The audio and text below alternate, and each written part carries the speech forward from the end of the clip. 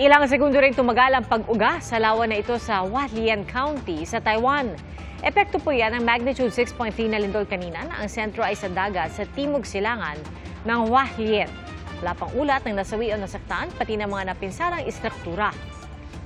Noong Abril, tinamaan din ng mapaminsalang lindol ang Hualien kung saan siyam ang nasawi at mahigit 700 ang nasugatan. Kahapon lang, yumanig din ng magnitude 5.7 na lindol sa northeastern Taiwan. Naramdaman ang mga pagyanig sa hilaga ng Taiwan gaya sa kabisera na Taipei. Pero ayon sa mga taga-roon, sanay na raw sila sa lindol. Mga kapuso, sama-sama tayong maging saksi.